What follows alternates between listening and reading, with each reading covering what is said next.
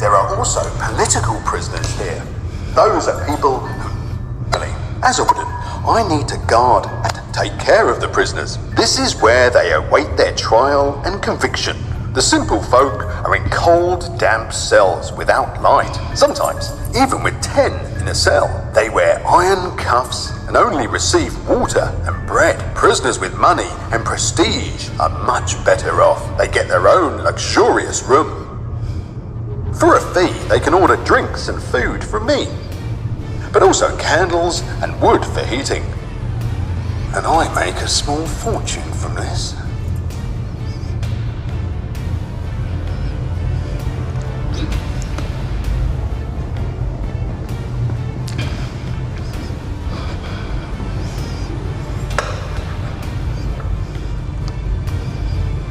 There are also political prisoners here. Those are people who disagree with the nation's leaders. Men and women with status, whom I must treat well. They are given a separate room, furnished with their own belongings and good food for a fee. There are also people here who have been arrested due to their faith. They have different beliefs than those of the true Catholic faith. There are hard punishments for those of other beliefs. The prison gate is notorious for its heretic trials. In addition, there are also people here who have not paid off their debts. They are locked up in the hostage room. These debtors are less closely guarded. As soon as they've paid off their debts, they're free to go.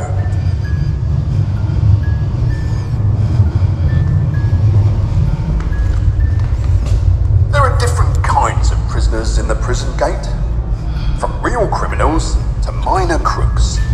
The real criminals are the people who have been arrested for money laundering, rape, or murder. But we also have prisoners who are accused of being homosexual. As I've learned,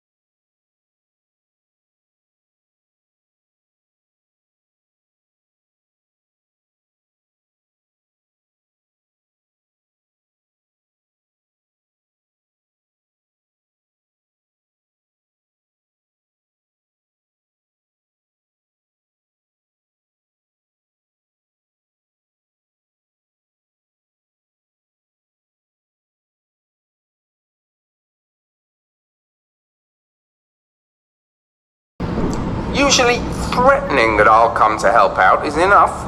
But if she really doesn't want to confess, I can take her to my torture chamber in the basement of the building.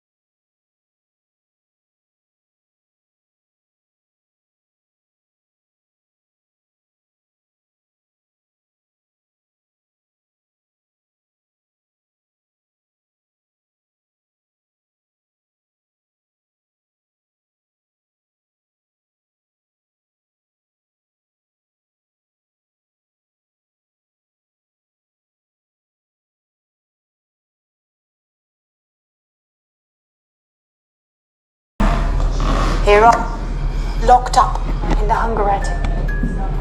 The executioner has tortured me for hours. Chained, whipped. I could not take the pain anymore. I confessed. They kept saying I could not have done it alone. So I eventually admitted that my boss was also involved in the poison.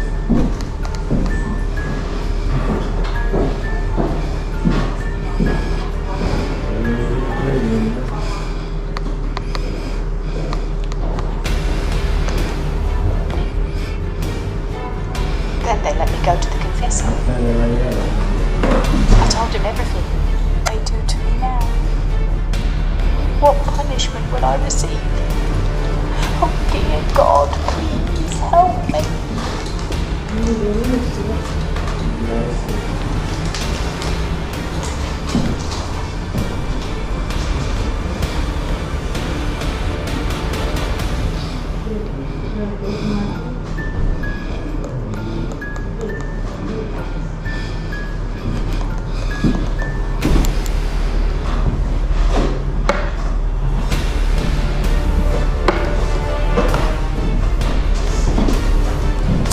My executioner's axe. I inherit from my father.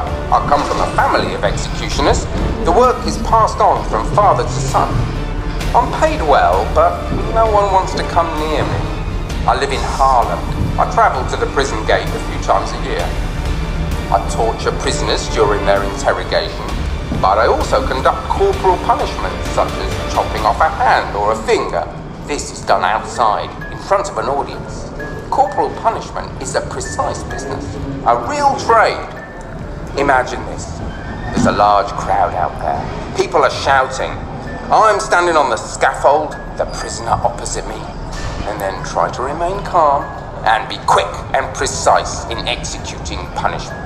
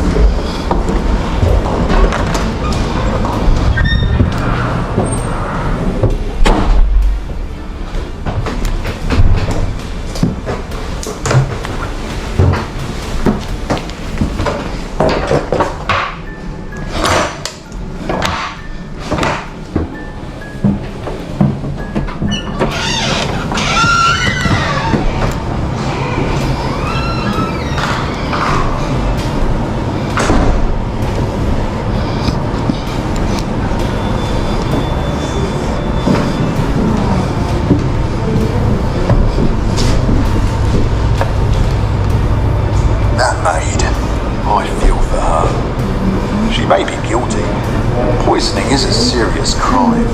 Did she really do it alone? Her boss has fled. Will he be punished?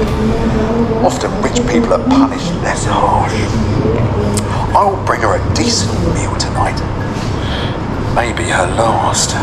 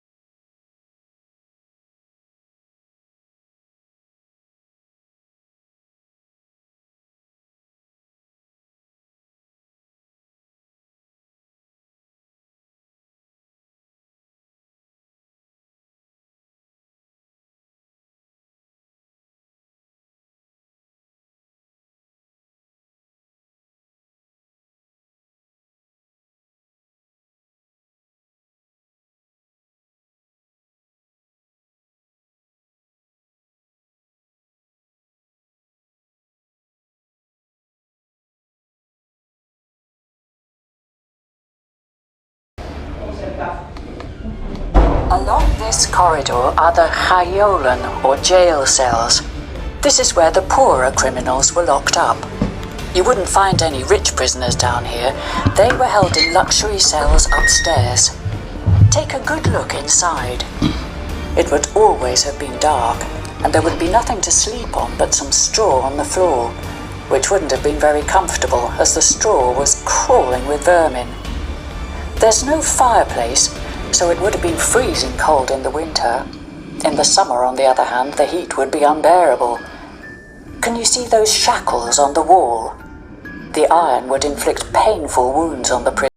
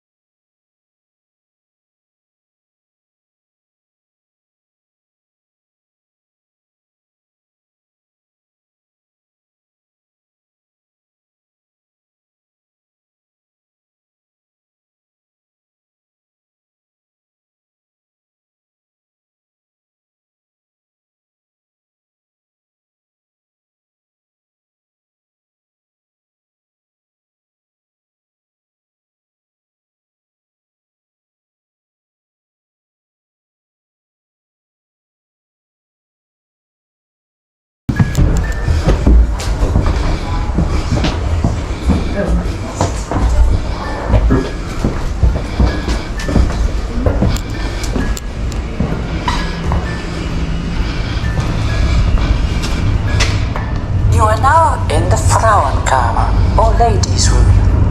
This cell was often used to hold political prisoners, but also, as the name suggests, women who had committed a crime, rich women in particular. Thanks to their wealth, they received better treatment. Here, for example, they were served stew, soup, and roast meat, much tastier than the bread and water.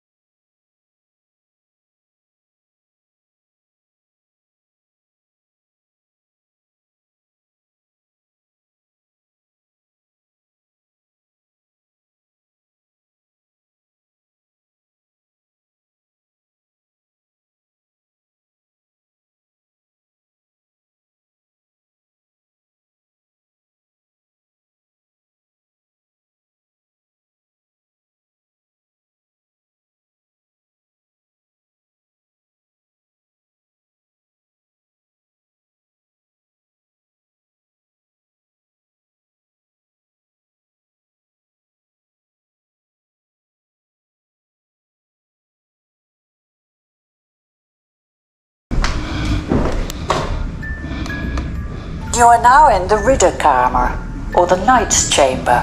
Not half bad, right? This cell is much more pleasant than the dark, cold jail for the commoners 1 floor below. Only rich prisoners were kept in such luxury. Here you had everything you needed. A warm bed, a fireplace, your own furniture, good food, and the finest wines. You had to pay for all this luxury, but that was no problem if you were rich. One of the most famous inmates to be held in this room was Cornelis de Witt. You can see his portrait hanging on the wall. Above the fireplace is the portrait of his brother, Johann de Witt. In their day, Cornelis and Johann were two powerful men, but things didn't end well for them. In 1672, the Rampjaar, or disaster year, everything started to go wrong in the country. People became desperate and blamed the powerful brothers. Cornelis was even accused of plotting an attack on Prince William III, and that's no minor charge. He was locked up in the prison gate where he was interrogated and tortured. But Cornelis never confessed, so he was finally allowed to leave, though he was banished from Holland forever. However, when his brother Johann arrived to collect him from his cell, an angry crowd gathered at the prison gate. They didn't believe the brothers were innocent and dragged them outside, where they were brutally murdered. Their bodies were hanged naked. Their limbs were cut off and sold as souvenirs. Johann's tongue and Cornelis's finger have been preserved and are on display in the Hague's Historical Museum on the other side of the Hofvijver, a gruesome reminder of the people taking the law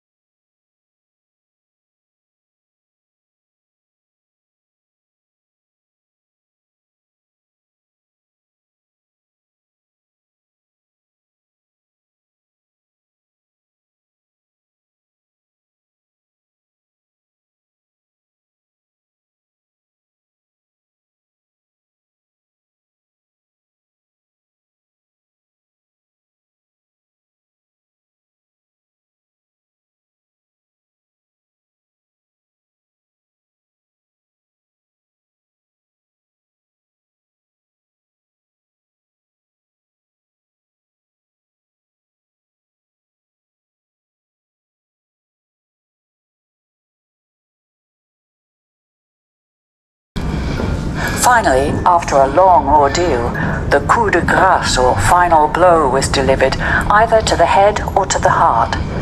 But only the most hardened criminals received this cruel punishment, like Jean de Paris and Jean de la Vigne, for example, two members of Prince Maurits's court. Driven by greed, they murdered a jeweler at the Binnenhof. They paid for their crime on the rack. For relatives, losing a loved one to the death penalty was devastating. Beside immense grief, there was often a loss of income. For this reason, a collection box was left near the scaffold during an execution. Members of the public could donate money for the family. You can see one of these collection boxes next to the rack.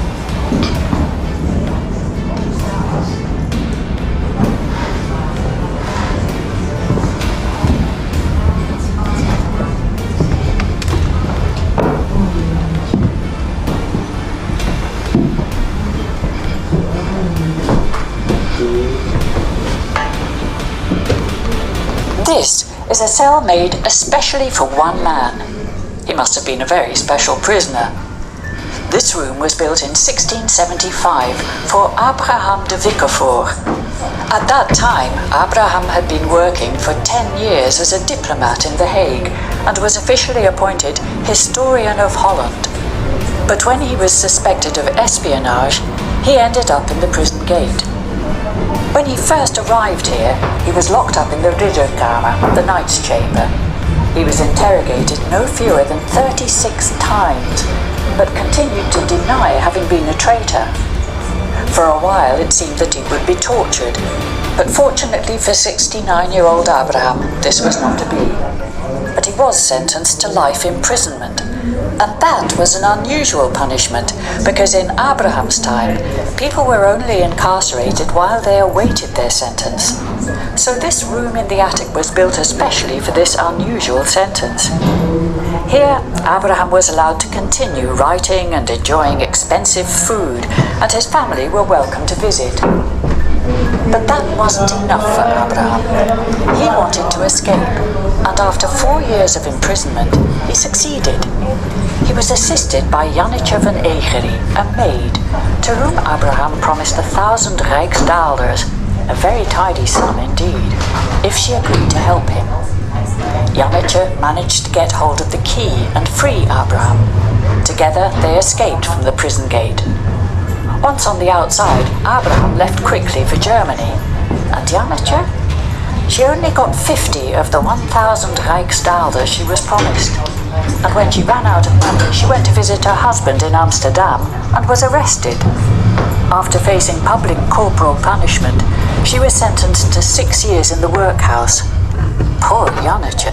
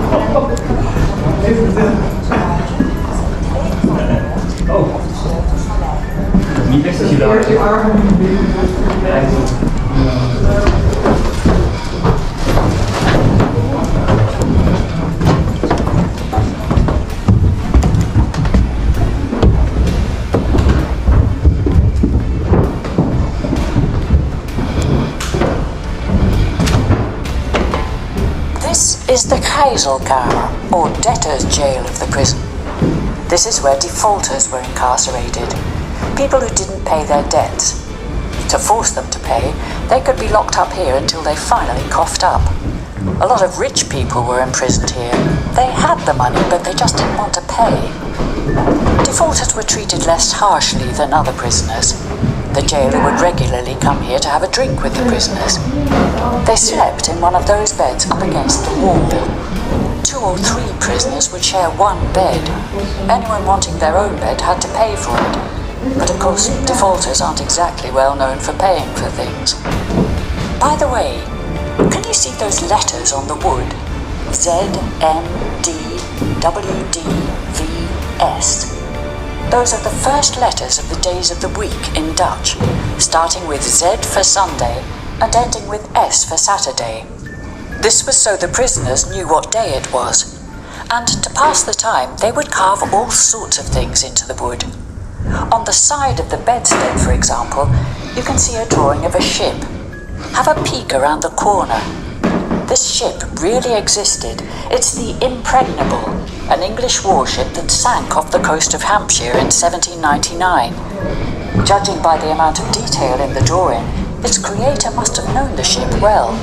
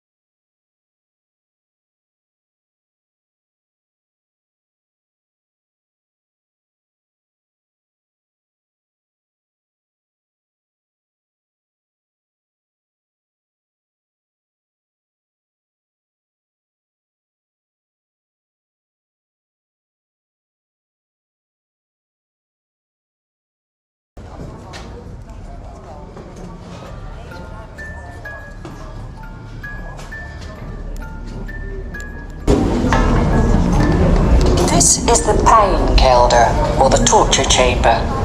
If you were a prisoner, this is one room you would want to avoid. This is where suspects were tortured in the hope that they would confess. After all, a person could only be convicted if they admitted to their crime. The mere threat of the torture chamber was often enough to make someone confess, but it was only inflicted a few times a year at most. When the time came, the accused was taken to this dark cellar. The only light came from a few candles. Besides the executioner, you would also meet the president of the court, an alderman, the public prosecutor, a clerk, and sometimes a surgeon to provide post-torture care. So it could get quite crowded in this cramped room. The torturer had several options at his disposal. On the left, for example, you can see a rope hanging. The suspect would be suspended from this with a heavy weight attached to each foot to stretch their body. Or the torturer could use the rack on the right. He would use ropes to strap the suspect to it, then pull the ropes tighter and tighter, or flog the suspect with a whip. This form of torture was agonizingly painful. While being tortured, the suspect was asked questions to which they could only answer yes or no. There were some rules for torturing someone. For example, the suspect must always be kept alive and must not be excessively mutilated. Once the suspect had confessed, they had to confess again within a day, this time without torture, because only then was a confession legally valid. If the suspect